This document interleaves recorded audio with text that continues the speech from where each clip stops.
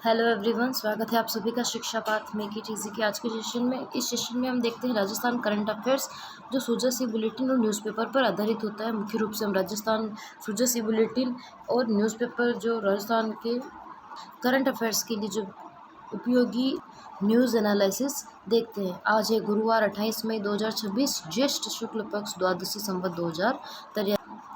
आज ईद मनाई जाती है, जिसे हम ईद उल अज़हा या बकरीद भी कहते हैं। तो आप सभी को बकरीद ईद उल अज़हा की ढेर सारी शुभकामनाएं। चलिए स्टार्ट करते हैं हमारा आज का सेशन। सीमा सुरक्षा समीक्षा बैठक बीकानेर। बैठक की अध्यक्षता केंद्रीय गृह एवं सहकारिता मंत्री अमित शाह ने की। राजस्थान के बीकानेर में भारत पाकिस्तान सीमा बॉर्डर पर सिक्योरिटी को सुदृढ़ करने के लिए सुरक्षा सीमा बैठक की गई, समीक्षा बैठक की गई। यह बैठक 26 मई 2026 को आयोजित की गई थी। प्रतिभागी बैठक में राजस्थान के मुख्यमंत्री भजनलाल शर्मा जी, राज्य सरकार के वरिष्ठ अधिकारियों तथा बीकानेर, जैसलमेर, बाड़मेर, श्रीगंगानगर, फलोदी डिस्ट्रिक्ट के मजिस्ट्रेट और पुलिस अधीक्षकों ने भाग लिया। इसमें जो हमारे बॉर्डर एरिया के डिस्ट्रिक्ट के मजिस्ट्रेट, जिला कलेक्टर और अधीक्षकों, पुलिस अधीक्षक, एसपी, डीएसपी, उन्होंने भाग लिया है। केंद्रीय गृह मंत्री प्रमुख निर्देश और निर्णय। सुरक्षा एवं सीमा प्रबंधन बॉर्डर मैनेजमेंट के लिए 360 डिग्री सुरक्षा ग्रिड का निर्माण किया जाएगा। प्रत्येक सीमावर्ती जिले के लिए 360 डिग्री सुरक्षा फ्रेमवर्क तैयार करने का निर्णय लिया गया। एकीकृत प्रयास। इस ग्रिड के लिए सीमावर्ती क्षेत्रों के नागरिक, राज्य सरकार, तंत्र और सुरक्षा एजेंसियां जैसे बीएसएफ, सीबीडीटी, एनसीबी मिलकर काम करेगी। अवैध निर्माणों पर कार्यवाही करेगी। अंतर्राष्ट्रीय सीमा के 0 से 15 किलोमीटर के दायरे में हो रहे अवैध निर्माणों को जमींदोज करने के लिए जीरो टॉलरेंस की नीति को सख्ती से लागू करने के निर्देश दिए हैं। घुसपैठ, नारकोटिक्स तस्करी, अतिक्रमण, आतंकवादी फंडिंग, सीमा पार अपराधों पर पूरी तरह लगाम लगाने के लिए समन्वित रणनीति पर बल दिया गया। नेक्स्ट हम देखेंगे वित्तीय और कानूनी इकाई। सत्यापन, वेरिफिकेशन। सीमावर्ती जिलों में प्रमुख व्यावसायिक प्रतिष्ठानों का सत्यापन करने, उन्हें फंडिंग स्रोतों की जांच करने, मूल खातों या शील कंपनियों को ट्रैक करने तथा फर्जी आधार कार्डों की पहचान करने के निर्देश दिए गए। स्थायी समाधान। अपराध और नशे की समस्या के स्रोतों, पैटर्न, नेटवर्क का गहराई से अध्ययन कर स्थायी समाधान विकसित करने पर जोर दिया गया ताकि समस्या दोबारा न पनपे। साइबर सुरक्षा व नए कानून। 1903 कॉल सेंटर। साइबर अपराधों के त्वरित निवारण और इस पर लगाम लगाने के लिए 1903 कॉल सेंटर का प्रभावी उपयोग करने के निर्देश दिए गए। नए आपराधिक कानून। देश में 3 नए आपराधिक कानूनों को प्रभावी और पूर्ण रूप से क्रियान्वयन पर जोर दिया गया ताकि कानून व्यवस्था और न्यायिक प्रक्रियाओं को सुदृढ़ किया जा सके। नेक्स्ट हम देखेंगे सीमावर्ती क्षेत्रों का विकास और सुशासन। वीवीपी सेकंड का क्रियान्वयन। अंतिम छोर तक सुशासन, आर्थिक अपराधों पर अंकुश व इंफ्रास्ट्रक्चरल गैप्स को पूरा करने के लिए वाइब्रेंट विलेज प्रोग्राम सेकंड के सफल और प्रभावी क्रियान्वयन पर विशेष बल दिया गया। 100% सेचुरेशन। सीमावर्ती गांवों पर सभी सरकारी योजनाओं का 100% सेचुरेशन पूर्ण लाभ पहुंचाना सुनिश्चित करने पर जोर दिया गया है। समग्र विकास। केंद्रीय और राज्य एजेंसियों के बीच बेहतर समन्वय को बढ़ावा देकर सीमावर्ती क्षेत्रों का समग्र विकास और सुरक्षा की दृष्टि से सुनिश्चित करने का संकल्प दोहराया गया। नेक्स्ट हम देखेंगे वाइब्रेंट विलेज प्रोग्राम सेकेंड। इसके तहत राजस्थान के 5 सीमावर्ती जिलों के 184 रणनीतिक गांवों का चयन किया गया है, जिसमें मुख्यमंत्री थार सीमा विकास कार्यक्रम अंतर्राष्ट्रीय सीमा क्षेत्र के विशिष्ट आवश्यकताओं को देखते हुए राज्य सरकार की बजट घोषणा के अनुपालन में यह कार्यक्रम शुरू किया गया। बजट और निवेश। थार सीमा विकास कार्यक्रम के तहत 5 सीमावर्ती जिलों के 1206 गाँवों के विकास के लिए प्रतिवर्ष 150 करोड़ रुपए का प्रावधान है। प्रत्येक रणनीतिक गाँव के अवसंरचना सामुदायिक विकास कार्यों के लिए प्रतिवर्ष 3 करोड़ रुपए दिए जाएंगे। नेक्स्ट हम देखेंगे वाइब्रेंट विलेज प्रोग्राम सेकंड के तहत चयनित 184 रणनीतिक गाँवों में जिलों का वर्गीकरण देखें तो श्रीगंगानगर जिले में 68 गाँव हैं, बीकानेर में 46 गाँव हैं, बाड़मेर में 36 गाँव हैं, जैसलमेर में 30 गाँव हैं, फलोदी में 4 गाँव। वर्तमान प्रगति देखें तो अब तक चयनित 184 गाँवों में से 123 गाँवों में 232 करोड़ रुपए से अधिक की लागत के 515 कार्य करवाए जा चुके हैं और प्रस्तावित है। इन योजनाओं के माध्यम से सीमावर्ती क्षेत्रों में सड़कों का जाल बिछाया जाएगा। निम्नलिखित सुविधा विस्तार होगा, जिनमें सड़क संपर्क, बिजली, पानी, टेलीविजन, दूरसंचार कनेक्टिविटी सहित ऑन ग्रिड विद्युतीकरण किया जाएगा। सामाजिक और आर्थिक विकास के लिए देखें तो स्वास्थ्य, शिक्षा, पर्यटन, कृषि, पशुपालन, खेल, आजीविका सृजन और कौशल विकास। वित्तीय समावेशन और सहकारिता। स्वयं सहायता समूह और किसान उत्पादक संगठनों का विकास किया जाएगा। 4 थीमेटिक क्षेत्र। राजस्थान सीमा ब्लॉकों के 3195 गाँवों में सभी मौसम अनुकूल सड़क संपर्क, दूरसंचार कनेक्टिविटी, टेलीविजन कनेक्टिविटी और ऑन ग्रिड विद्युतीकरण जैसे 4 प्रमुख क्षेत्रों में संतुष्टि सेचुरेशन का लक्ष्य है। 4 थीमेटिक क्षेत्र होगा। निरंतर मॉनिटरिंग। मुख्यमंत्री भजनलाल शर्मा द्वारा स्वयं इस योजना की निरंतर मॉनिटरिंग की जा रही है। अधिकारियों के समयबद्ध व गुणवत्तापूर्ण कार्य के निर्देश दिए गए। डिजिटल प्रक्रिया गाँव के सत्यापन से लेकर प्रस्ताव तक संपूर्ण प्रक्रिया वाइब्रेंट विलेज पोर्टल पर ही संपादित की जा रही है। सभी 184 रणनीतिक गाँवों का सत्यापन और प्रोफाइल अपडेशन पूरा हो चुका है। 4 थीमेटिक क्षेत्रों में संतुष्टि के लिए सीमा ब्लॉकों की कुल 3195 गाँवों में से 3000 से अधिक गाँवों का सत्यापन और 2558 गाँवों का प्रोफाइल अपडेशन किया जा चुका है। समन्वय तंत्र प्रभावी क्रियान्वयन के लिए केंद्रीय, राज्य एवं जिला स्तर पर समितियों के माध्यम से मजबूत समन्वय तंत्र को विकसित किया जा रहा है। नेक्स्ट हम देखेंगे मुख्यमंत्री जल स्वावलंबन अभियान 2.0। 688 करोड़ रुपए की वित्तीय स्वीकृतियां। राज्य सरकार ने जल संरक्षण और भूजल संवर्धन के कार्यों को गति देने के लिए द्वितीय और तृतीय चरण के लिए 688.28 करोड़ रुपए की वित्तीय स्वीकृतियां जारी की है राज्य सरकार द्वारा। इसके तहत जल संरचनाओं का विकास, वर्षा जल संचयन, भूल जल पुनर्भरण के कार्य होंगे। द्वितीय चरण के लिए आवंटन। अभियान के दूसरे चरण के लिए जल संरक्षण उपकरण निधि से 488.28 करोड़ रुपए की राशि जारी की गई है। इससे पूर्व भी इस चरण के लिए 300 करोड़ रुपए जारी किए जा चुके हैं, जिससे अब विभिन्न चरणों में कुल 988.28 करोड़ रुपए की राशि स्वीकृत हो चुकी है। तृतीय चरण के लिए आवंटन। तीसरे चरण के लिए राज्य निधि प्रावधान से 200 करोड़ रुपए की राशि का प्रावधान स्वीकृत की गई है। वित्तीय वर्ष 2024-27 के लिए ये राशि 33 जिलों के परियोजना प्रबंधकों के निजी निक्षेप खातों में हस्तांतरित करने के आदेश दिए गए हैं। प्रशासनिक निर्देश व नियम। जल संग्रह विकास भूजल संरक्षण विभाग की निर्देशक एवं उपाध्ययन विशिष्ट सचिव कल्पना अग्रवाल ने बताया कि इसके तहत प्रदेश भर में व्यापक स्तर पर कार्य किए जा रहे। ये राशि वाटर कंजर्वेशन सेस कमेटी की स्वीकृति के बाद जारी की गई है। इन कार्यों का पृथक लेखा रखा जाएगा। प्रगति का विवरण और समिति को प्रस्तुत किया जाएगा।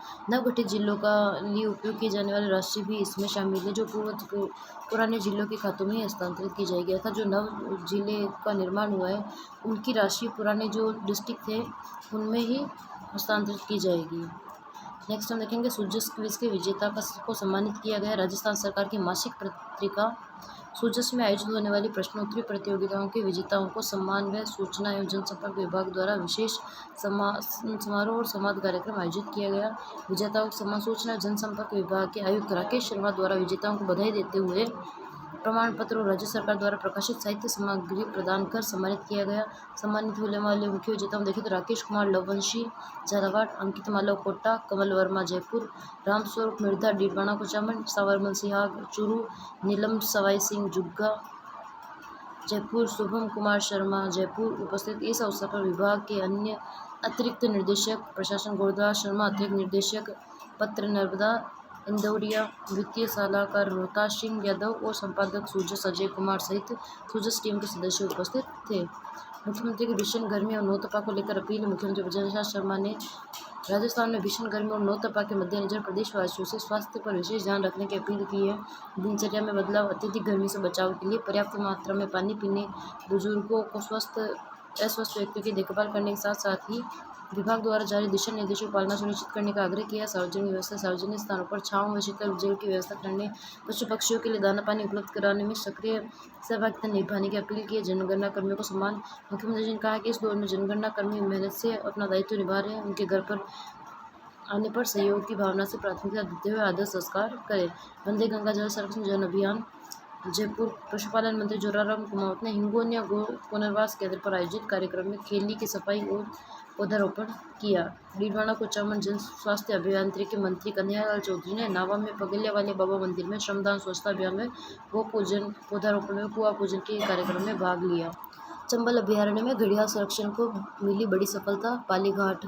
चंबल क्षेत्र में चल रहे घड़ियाल संरक्षण प्रयासों एक बड़ी कामयाबी मिली है, जहां पालीघाट में बड़ी संख्या में नन्हे घड़ियालों हैचलिंग्स का जन्म हुआ है। स्थान सवाई माधोपुर में रणथंभौर टाइगर रिजर्व की पालीघाट रेंज में चंबल पार्वती नदी का संगम क्षेत्र में घड़ियाल हैचलिंग्स का जन्म। इन संगम क्षेत्र में अब तक करीब 100 घड़ियाल हैचलिंग्स का सुरक्षित जन्म दर्ज किया जा चुका है।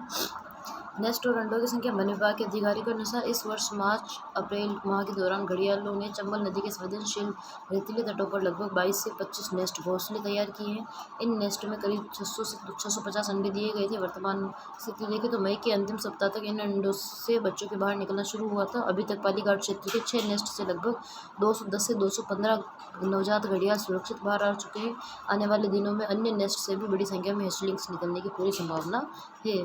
सुरक्षा और संरक्षण के उपाय 24 घंटे निगरानी की जा रही है। वन विभाग की टीम द्वारा तटों पर नियमित गश्त, 24 घंटे मॉनिटरिंग व संवेदनशील इलाकों का लगातार निरीक्षण किया जा रहा है।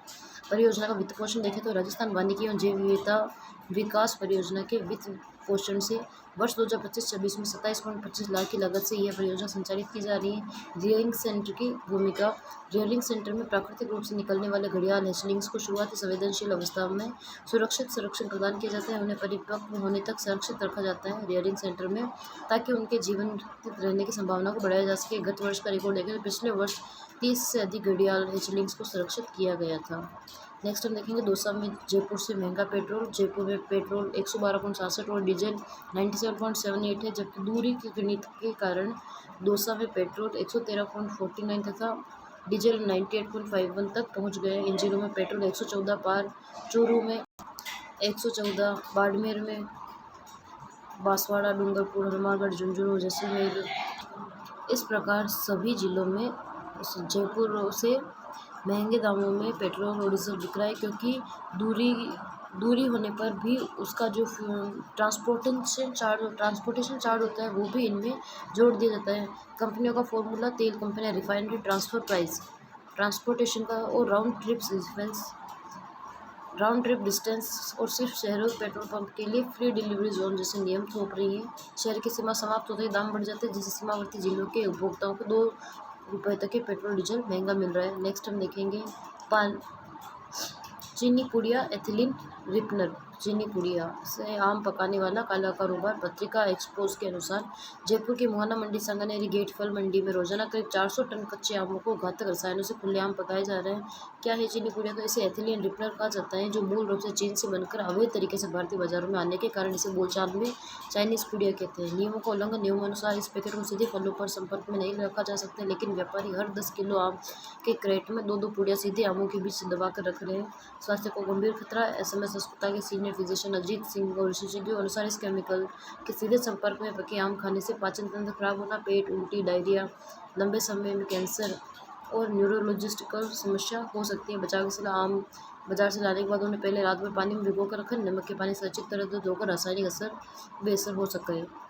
उच्च शिक्षा। सरकारी कॉलेजों में स्मार्ट क्लासरूम और आईसीटी लैब।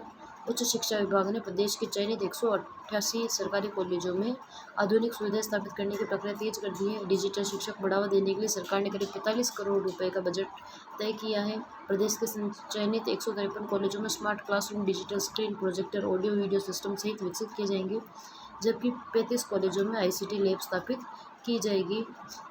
कॉलेज शिक्षा आयुक्तालय ने सभी संबंधित कॉलेजों को 30 जून 2026 तक इन सुविधाओं को अनिवार्य रूप से लागू शुरू करने के निर्देश दिए। देवस्थान विभाग की वरिष्ठ नागरिक तीर्थ यात्रा योजना 2026-27। देवस्थान विभाग की ओर से निःशुल्क वरिष्ठ नागरिक तीर्थ यात्रा योजना के लिए ऑनलाइन आवेदन की प्रक्रिया शुरू हो गई है।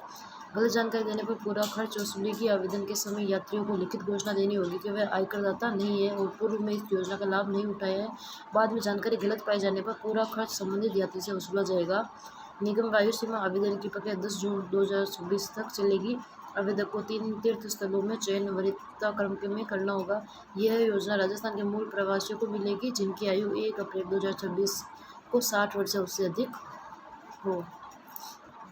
आरसीए राजस्थान क्रिकेट एसोसिएशन हर जिले में बनाएगा cricket ground.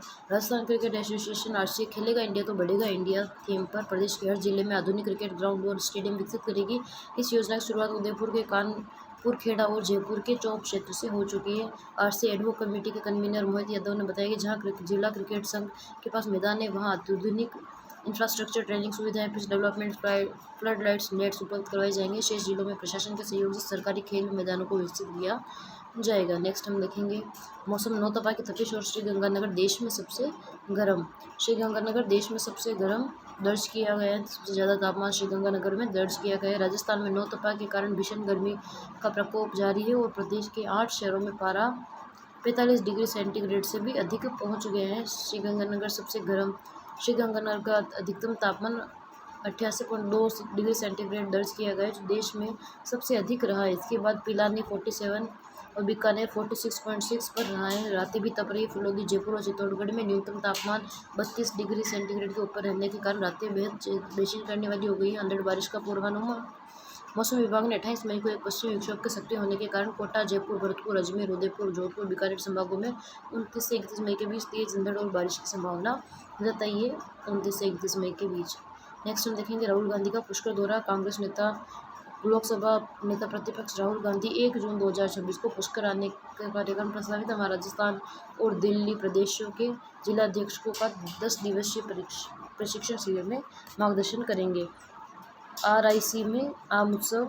Rajasthan international centre RIC Jaipur में 31 मई 2026 को आम उत्सव का आयोजन किया जाएगा, जहां देश भर के अलग अलग किस्मों के आमों का स्वाद चखने को मिलेगा। एंटी मलेरिया माह। चिकित्सा विभाग के निर्देशानुसार बरसात से पहले मच्छर जनित बीमारियों पर नियंत्रण के लिए जून माह को एंटी मलेरिया माह के रूप में मनाया जाएगा। इस दौरान गांव शहर से तक फीवर सर्वे, जांच, रोकथाम गतिविधियां चलाई जाएगी। नेक्स्ट हम देखेंगे सामाजिक सुरक्षा पेंशन नियमों की आड़ में छटनी। सामाजिक न्याय एवं अधिकारिता विभाग द्वारा सत्यापन कार्य में बरती गई सख्ती और आय प्रमाण पत्र की अनिवार्यता के कारण प्रदेश भर में हजारों बुजुर्गों की पेंशन रुक गई है। पेंशनर्स का डेटा देखें तो प्रदेश में वर्तमान में कुल 88,28,195 पेंशनर है, जिनमें से 84,76,310 का सत्यापन हो चुका है और 3,51,885 पेंशनर्स का सत्यापन अटक गया है। संख्या में गिरावट। पेंशनर्स की संख्या 92 लाख से घटकर अब 88.28 लाख रह गई है। वर्ष 2023 में संख्या 92 लाख और 25 में 91.87 लाख थी। कम होने के कारण जन आधार और आधार को लिंक करने पर उम्र का अंतर, जिससे जन आधार में अधिक उम्र दिखाना सामने आने से 2 लाख से अधिक पेंशनर्स बाहर हो गए। इसके अलावा जन आधार व आधार में नाम, जेंडर और अंगूठे के निशान मैच न होने के कारण भी कई महीनों से बुजुर्ग ई-मित्रों के चक्कर काटने को मजबूर है। भारतमाला परियोजना। फाइलोमेट की माउंट आबू की सड़क। राजस्थान के एकमात्र पर्वतीय पर्यटन स्थल माउंट आबू को देश दुनिया से बेहतर कनेक्टिविटी देने के लिए प्रस्तावित भारतमाला परियोजना पिछले 9 वर्षों से फाइलों अटकी हुई है। वर्तमान समय से देखें तो वर्तमान में माउंट आबू आवागमन के लिए आबू रोड माउंट आबू सड़क मार्ग ही एकमात्र रास्ता है। बारिश के दौरान अक्सर चट्टानें खिसकने और मलबे से यह मार्ग ठप हो जाता है, जिससे पर्यटक और स्थानीय लोग फंस जाते हैं। प्रस्तावित कॉरिडोर केंद्र सरकार ने वर्ष 2016-17 में किबरैली से तलहटी होते हुए गुरु शिखर तक 41 किलोमीटर लंबा वैकल्पिक नया मार्ग विकसित करने की योजना बनाई थी। इसमें बनास नदी पर एक बड़ा पुल, 5 छोटे पुल व 33 खतरनाक मोड़ों का सुधार और सुरक्षा दीवारें शामिल थी। प्रारंभिक सर्वे और बैठकों के बाद रेलवे लाइन पर ओवरब्रिज या अंडरपास निर्माण को लेकर विभिन्न विभागों में आपसी सहमति नहीं बन पाने के कारण महत्वाकांक्षी योजना अधर में लटकी हुई है। मेवाड़ की कोफ्तगिरी कला को वैश्विक पहचान। प्रधानमंत्री नरेंद्र मोदी ने अपने संयुक्त अरब अमीरात UAE के दौरे के दौरान वहां के UAE के राष्ट्रपति को उदयपुर में हस्तनिर्मित स्वर्ण कोफ्तगिरी खंजर भेंट किया, जिससे पारंपरिक कला को अंतर्राष्ट्रीय पहचान मिली है। कला के विशेषण देखें तो कोफ्तगिरी कला विशेषज्ञ श्यामलता गहलोत के अनुसार यह धातु पर सोने की और चांदी की महीन जड़ाई और दुर्लभ ऐतिहासिक कला है, जिसे वर्ष 2021 में GI टैग मिला था। कोफ्तगिरी को वर्ष 2021 में GI टैग मिला था। सिकलगिर समुदाय इसका निर्माण करने में प्रमुखतः कार्य करते हैं। खंजर तैयार करने वाले शिल्पकार हिम्मत सिंह परिहार ने बताया कि सिकलगिर समुदाय का हथियारों और धातु शिल्प से सदियों पुराना संबंध है। पहले कारीगर सिकली नाम से प्रसिद्ध विशेष फौलादी कड़ों से तलवारों की पॉलिश करते थे, जिससे वे इतनी चमकदार हो जाती थी कि चेहरा दिखाई देने लगता था। इस खंजर ओमानी डेगर के निर्माण के लिए प्रधानमंत्री कार्यालय PMO से जिला कलेक्टर कार्यालय के माध्यम से विशेष ऑर्डर मिला था। इसकी कीमत करीब 1 लाख है। इसे बनाने में महीनों की कड़ी मेहनत लगती है। नेक्स्ट हम देखेंगे रिको के नियमों में बदलाव। औद्योगिक भूखंडों पर खुलेंगे EV स्टेशन। रिको बोर्ड ने औद्योगिक क्षेत्रों के उपयोग से जुड़े नियमों में बदलाव करते हुए स्थापित प्लॉट्स पर EV charging station, tourism unit और ऑटोमेटेड टेस्टिंग स्टेशन शुरू करने की अनुमति दे दी है।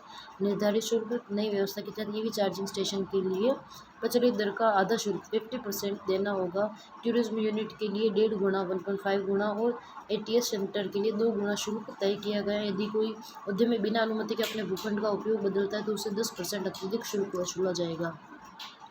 नेक्स्ट हम देखेंगे सुप्रीम कोर्ट ने कक्षा 6 से 9 तक 3 भाषा पढ़ाना अनिवार्य से संबंधित CBSE के सर्कुलर को चुनौती देने वाली याचिका पर केंद्र सरकार, CBSE और NCERT से जवाब मांगा है। सुप्रीम कोर्ट ने दूसरी लैंग्वेज कंपलसरी करने पर। जगतपुरा जयपुर में पुरुषोत्तम मास की पद्मिनी एकादशी जो कल थी पर 400 से अधिक भक्तों ने 14 से 15 घंटे तक बैठकर सामूहिक रूप से 7.46 करोड़ हरिनामों का महाजप पूर्ण किया। नेक्स्ट हम देखेंगे नीरज चौधरी सम्मानित। नई दिल्ली स्थित नेपाल दूतावास। नई दिल्ली स्थित नेपाल दूतावास में आयोजित अंतर्राष्ट्रीय एवरेस्ट दिवस समारोह में निर्वाचन आयोग के स्टेट आइकन नीरज चौधरी को नेपाल दूतावास के कार्यवाहक राजदूत सुरेंद्र थापा और न्यूजीलैंड उच्चायोग के कार्यवाहक राजदूत मैथ्यू ने सम्मानित किया है नीरज चौधरी को। नेक्स्ट हम देखेंगे कैप्टन कमलराम विसी को इटली में सम्मान। कैप्टन कमलराम विसी को द्वितीय विश्व युद्ध में अदम्य साहस दिखाने वाले करौली जिले के भोलूपुराटो के गांव के विक्टोरिया क्रॉस से सम्मानित कैप्टन कमलराम विसी की प्रतिमा का अनावरण इटली के कैसिनो शहर में किया गया। इटली के कैसिनो शहर में द्वितीय विश्व युद्ध में अदम्य साहस दिखाने वाले करौली के भोलूपुराटो के गांव के विक्टोरिया क्रॉस से सम्मानित कैप्टन कमलराम विसी की प्रतिमा का अनावरण इटली के कैसिनो शहर में किया गया। समारोह में भारतीय दूतावास रोम की चीफ वाणी राव भी मौजूद थी। नेक्स्ट हम देखेंगे हरियालो ऐप से जियो टैगिंग की जाएगी। मुख्य सचिव श्री श्रीनिवास की अध्यक्षता में हुई मिशन हरियालो राजस्थान की समीक्षा बैठक के अनुसार आगामी मानसून पर प्रदेश भर में 10 करोड़ पौधे लगाने का लक्ष्य रखा गया है। इन पौधों की हरियालो ऐप पर जियो टैगिंग और लाइव फोटो अपलोड करना अनिवार्य होगा। वाइब्रेंट विलेज प्रोग्राम सरहद के गांवों का कायाकल्प। केंद्र और राज्य सरकार की संयुक्त योजना वाइब्रेंट विलेज प्रोग्राम द्वितीय के तहत राजस्थान के 5 सीमावर्ती जिलों के 184 रणनीतिक गांवों में आधारभूत सुविधाओं का विस्तार किया जा रहा है। जिलों का वर्गीकरण देखें तो श्रीगंगानगर में 68, बीकानेर 46 और बाड़मेर 36, जैसलमेर के 30 और फलोदी के 4 गाँव शामिल हैं। पहले चरण में 123 गाँवों में 232 करोड़ से अधिक की लागत के 515 विकास कार्य सड़क, स्वास्थ्य, शिक्षा, बिजली, दूरसंचार, टीवी कनेक्टिविटी, पर्यटन, कौशल विकास, आजीविका शुरू किए जाएंगे। प्रत्येक रणनीतिक गांव में प्रतिवर्ष 3 करोड़ का विकास कार्य होंगे। 3195 सीमावर्ती गांवों पर भी फोकस किया जाएगा।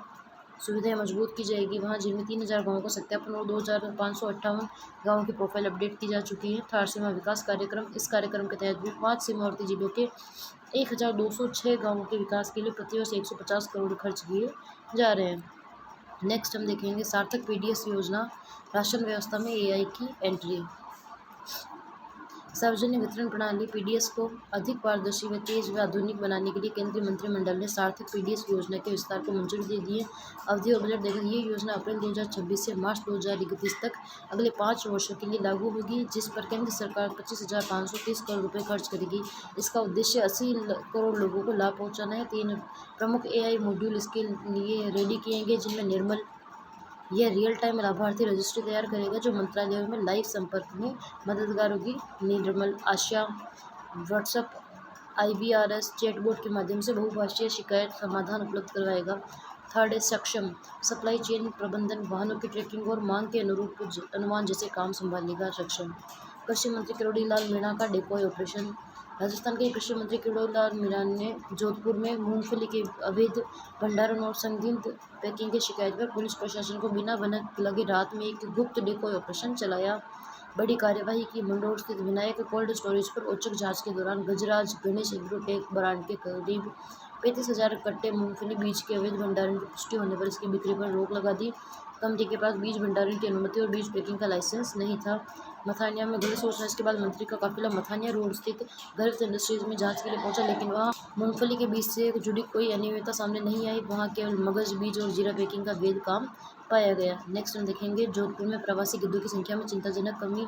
पत्रिका पड़ताल के अनुसार जोधपुर और थार मरुस्थलीय क्षेत्र में हिमालयन ग्रिफोन, यूरेशियन ग्रिफोन जैसे प्रवासी गिद्ध प्रजातियों की संख्या में 2015 की तुलना में भारी कमी दर्ज की गई है।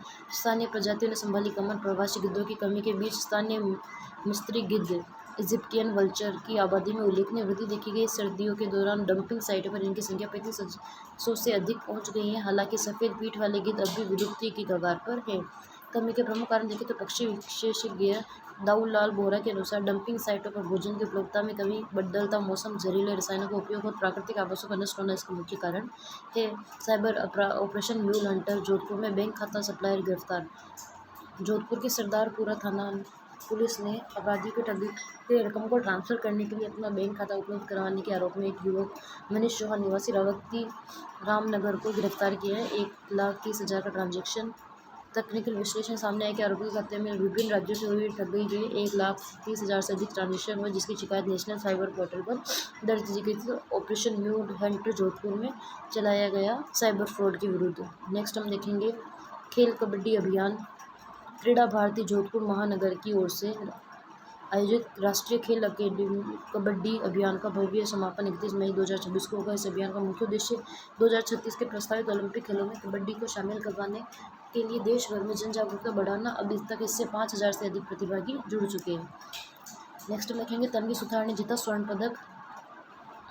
पुणे महाराष्ट्र में आयोजित 4th Koodo national championship cup में जोधपुर की खिलाड़ी तन्वी सुतार ने 10 अंडर 10 गर्ल्स 30 किग्रा वर्ग में स्वर्ण पदक गोल्ड मेडल जीतकर राजस्थान का नाम रोशन किया। वह अरुणा कूडो अकादमी में प्रशिक्षक हंसी मेहुल वोरा से ही अरुणा पटेल और मंतव्य पटेल के निर्देशन में अभ्यास कर रही है। तो तन्वी सुतार ने 4th कूडो नेशनल चैंपियनशिप में स्वर्ण पदक जीता है। नेक्स्ट हम देखेंगे महिमा ग्रुप के प्रेसिडेंट को राष्ट्रीय सम्मान।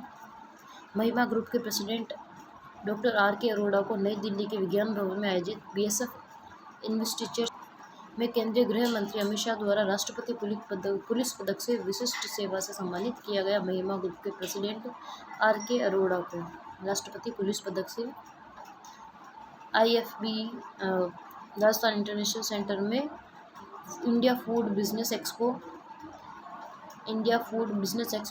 2026 का आयोजन किया गया। राजस्थान इंटरनेशनल सेंटर में 5 से 7 जून 2026 तक किया जाएगा इंडिया फूड बिजनेस एक्सपो 2026 का आयोजन।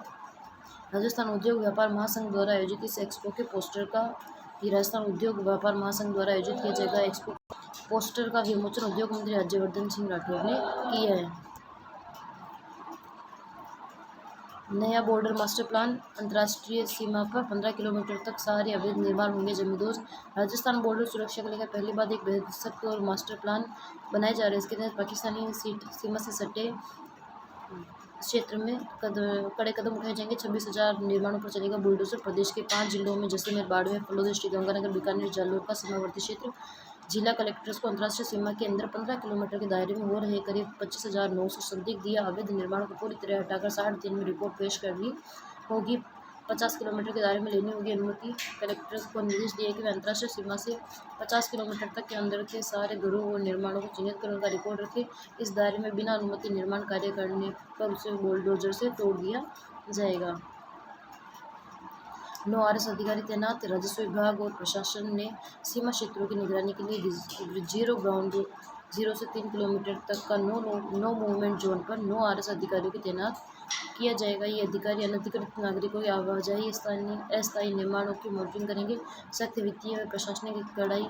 कलेक्टर्स और पुलिस टीम को अवैध निर्माण हटाने के साथ साथ संदिग्ध लोगों के म्यूल और सेल अकाउंट, फर्जी बैंक खातों तथा फर्जी आधार कार्ड वाले बाहरी लोगों को पहचान कर कार्यवाही करनी होगी। हाल ही में सीमावर्ती जिलों में कुछ सरकारी कर्मचारी आतंकियों के स्लीपर सेल के रूप में भी कार्य करते पकड़े जा चुके हैं। जीरो टॉलरेंस की नीति।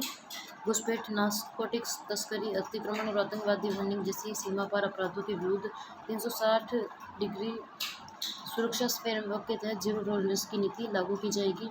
यमुना जल समझौता। सीकर, चूरू और झुंझुनू को मिलेगा 577 MCM पानी। राजस्थान और हरियाणा के बीच 32 साल से अटका यमुना जल समझौता अंतिम चरण में। DPR तैयार हो चुकी है। राजस्थान हरियाणा ने डिटेल प्रोजेक्ट रिपोर्ट बनाकर केंद्र सरकार को भेज दी। उसकी मंजूरी के बाद काम शुरू होगा। इस परियोजना के लिए राज्य बजट 2026-27 में 32,000 करोड़ रुपए का प्रावधान है। 4 भूमिगत पाइपलाइन। हरियाणा के हथनीकुंड बैराज से जुलाई से अक्टूबर तक आवंटित यमुना जल को 4 भूमिगत पाइपलाइन के जरिए शेखावाटी के अंचल सीकर, चूरू, झुंझुनू तक पहुंचाया जाएगा। इन क्षेत्रों को करीब 577 MCM पेयजल और अन्य आवश्यकताओं के लिए पानी मिल सकेगा। यह समझौता 1994 में अपर यमुना रिवर बोर्ड की 22वीं बैठक में तय हुआ था। लंबे समय तक हरियाणा की असहमति और नहरों के रिमॉडलिंग के विवादों के बाद 17 फरवरी 2024 को दोनों राज्यों के बीच संयुक्त DPR तैयार करने के लिए समझौता हुआ था। नेक्स्ट हम देखेंगे अम्बेडकर लॉ यूनिवर्सिटी का 3rd दीक्षांत समारोह। डिजी लॉकर पर डिग्री अपलोड हुई है। समारोह में राज्यपाल हरिभाऊ बागड़े, विधि न्याय मंत्री अर्जुन राम मेघवाल और डिप्टी CM प्रेमचंद बैरवा की उपस्थिति में 9 गोल्ड मेडल और 25,258 डिग्रियां बांटी गई। चॉइस सिक्योरिटी फीचर्स फर्जीवाड़े पर रोक लगाने के लिए विश्वविद्यालय ने पहली बार 25,000 से ज़्यादा छात्रों की डिग्रियों पर डिजी लॉकर पर अपलोड कर दी है। कुलपति प्रोफेसर निष्ठा जायसवाल ने बताया कि इन डिग्रियों में 24 तरह के गोपनीय अंतर्राष्ट्रीय सुरक्षा मानक सिक्योरिटी फीचर्स डाले गए हैं, जिससे ये पेपर 100 साल तक सुरक्षित रहेगा। इसे न तो फाड़ा जाएगा और न ही यह गलेगा। नेक्स्ट हम देखेंगे दैनिक भास्कर आरोग्य उत्सव 20 जून से। स्वास्थ्य जागरूकता और समग्र वेलनेस को बढ़ावा देने के उद्देश्य से दैनिक भास्कर की ओर से 20 से 21 जून को बिरला ऑडिटोरियम में आरोग्य उत्सव 2026 का आयोजन किया जाएगा। यह कार्यक्रम one vision one platform limitless possibilities theme पर आयोजित होगा। इसका पोस्टर का विमोचन उप मुख्यमंत्री दिया कुमारी ने किया है। उन्होंने कहा कि स्वस्थ नागरिक ही मजबूत राष्ट्र की नींव है। इस मंच पर देश भर के डॉक्टर्स, हेल्थ एक्सपर्ट शामिल हैं। यहाँ health seminar, expert talk, health checkup camp, fitness activities, Ayurveda, योग, न्यूट्रिशन, होलिस्टिक वेलनेस जैसे विषयों पर सत्र आयोजित किए जाएंगे। स्टॉल बुकिंग के लिए संपर्क जारी किया गया है। नेक्स्ट हम देखेंगे स्केटिंग में बच्चों का world record. Non stop skating Ashiana housing की किड सेंट्रिक होम्स परियोजना आशियाना उमंग के बच्चों ने लगातार 1 घंटा 26 मिनट 26 सेकंड तक नॉन स्टॉप स्केटिंग करने का कीर्तिमान रचा है। रिकॉर्ड ऑफ बुक्स में दर्ज इस उपलब्धि के साथ बच्चों ने Asian book of world record और USA book of world record में अपना नाम दर्ज किया है। सम्मानित बच्चे रिकॉर्ड बनाने वाले बच्चों में वेदांत चौरसिया, मातृन भटीजा, धृति गोस्वामी एवं विभिन्न देवशी गुप्ता, आद्रिका सोलंकी, रियांश लांबा, याशवी वर्मा, विहान, मन्नत, परशुराम, आरव, यशेन, एरॉन, लवेश आदि शामिल हैं, जिन्हें मेडल और सर्टिफिकेट देकर सम्मानित किया गया। नेक्स्ट हम देखेंगे एशियन जूनियर स्क्वैश में दिव्यांश को कांस्य। चीन में संपन्न हुई 33वीं Li Ning Asian junior squash championship में गुलाबी नगर जयपुर के खिलाड़ी दिव्यांश जैन ने गर्ल्स अंडर 13 वर्ग में सेमीफाइनल में कांस्य पदक ब्रोंज मेडल जीता है। भारतीय टीम की कोच सुरभि मिश्रा, जिन्हें स्क्वैश के सनसनी भी कहा जाता है, बताया कि भारत ने इस टूर्नामेंट में कुल 8 पदक, 1 स्वर्ण, 3 रजत और 4 कांस्य अपने नाम किए हैं। नेक्स्ट हम देखेंगे मानवर्धन सिंह कुर्की को youth leadership award. Manvardhan Singh कुर्की यूथ लीडरशिप अवार्ड जयपुर में the art of living foundation की ओर से आयोजित अनसंग एवरीडे हीरोज अवार्ड समारोह में युवा समाज सेवी नेता मानवेंद्र सिंह कुर्की को यूथ लीडरशिप अवार्ड से सम्मानित किया गया। ये सम्मान गुरुदेव श्री श्री रविशंकर के आशीर्वाद मार्गदर्शन में राजस्थान कोऑर्डिनेटर मेघना अभिषेक सोती व कविता सिंह ने प्रदान किया। मानवर्धन सिंह भक्त शिरोमणि मीराबाई की 23वीं पीढ़ी के वंशज है। अगर आप इस सेशन की पीडीएफ की आवश्यकता है आपको, तो आप टेलीग्राम पर डायरेक्ट मैसेज कर सकते हैं, जिससे आपको उस चैनल में जोड़ दिया जाएगा जहां ये पीडीएफ अवेलेबल करवाई जाती है। अब हम आज के सेशन पर आधारित कुछ एमसीक्यूज़ करेंगे।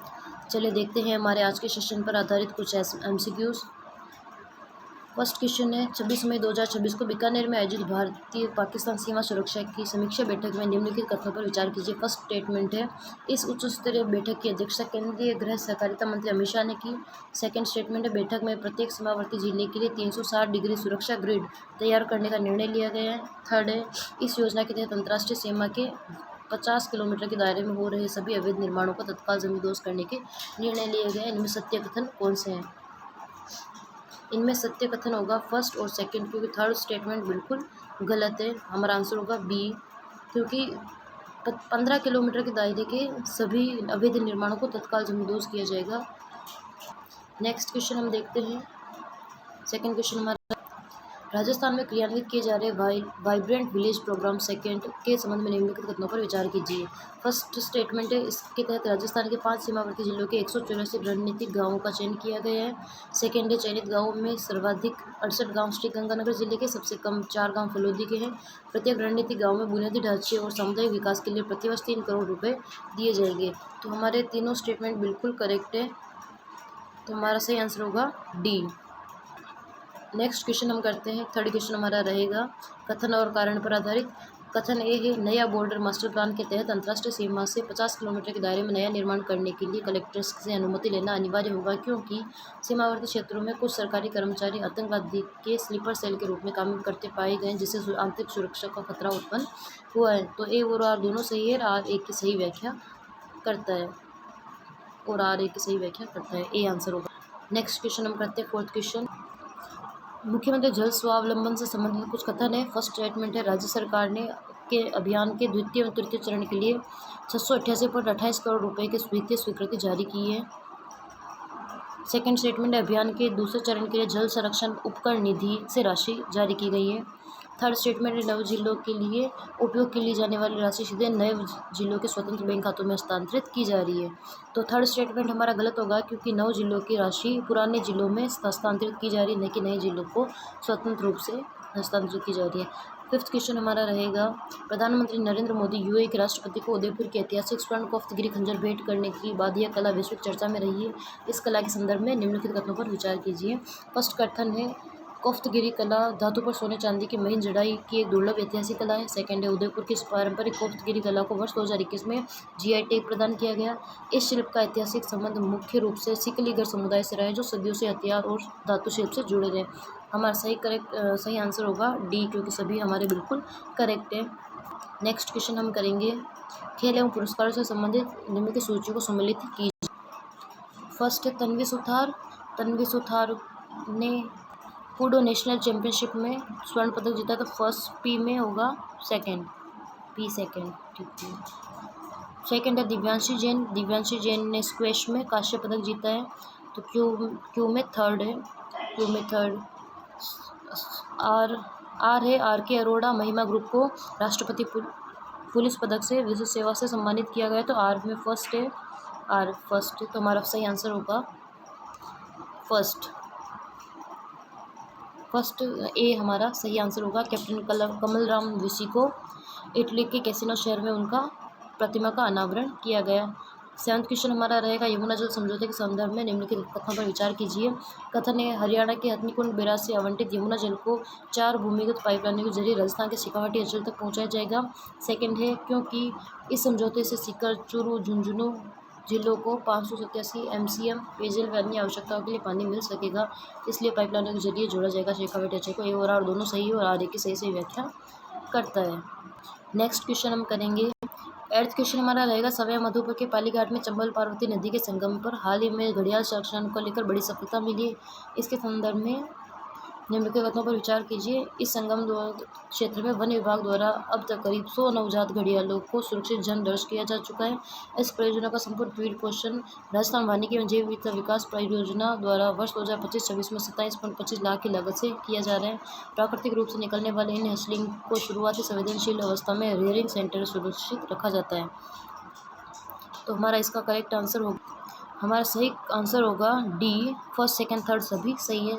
नेक्स्ट नाइन्थ क्वेश्चन हम देखते हैं, केंद्रीय मंत्रिमंडल द्वारा राशन व्यवस्था को पारदर्शी व आधुनिक बनाने के लिए स्वीकृत सार्थक PDS योजना के संदर्भ में निम्नलिखित कथनों पर विचार कीजिए। ये योजना अप्रैल 2026 से मार्च 2031 तक अगले 5 वर्षों के लिए लागू रहेगी, जिस पर कुल 25,530 करोड़ रुपये खर्च होंगे। इस योजना के तहत तैनात निर्मल मॉड्यूल का मुख्य कार्य मंत्रालयों के बीच लाइव संपर्क और रियल टाइम लाभार्थी रजिस्ट्री तैयार करना है। थर्ड है, सक्षम मॉड्यूल का संबंध मुख्य रूप से व्हाट्सएप चैटबॉट के माध्यम से बहुभाषीय शिकायत का समाधान कराने से है।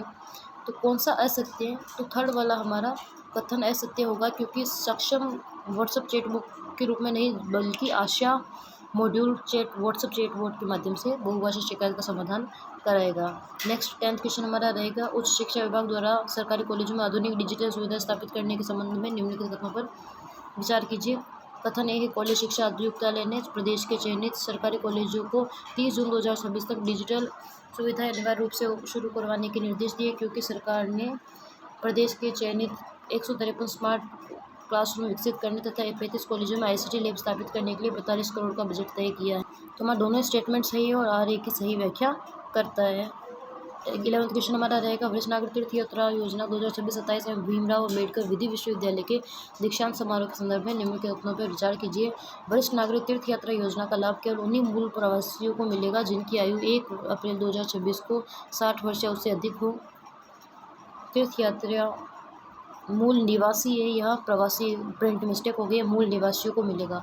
तीर्थ यात्रा आवेदन के समय गलत जानकारी देने वाली यात्रियों को बाद में पूरी यात्रा का खर्च वसूला जाएगा। थर्ड स्टेटमेंट है, डॉक्टर भीमराव अम्बेडकर विधि विश्वविद्यालय ने फर्जीवाड़े पर रोक लगाने के लिए पहली बार डिग्रियों को चॉइस सिक्योरिटी फीचर्स के साथ डिजी लॉकर पर अपलोड किया है। तीनों स्टेटमेंट हमारे बिल्कुल करेक्ट है, हमारा आंसर होगा डी।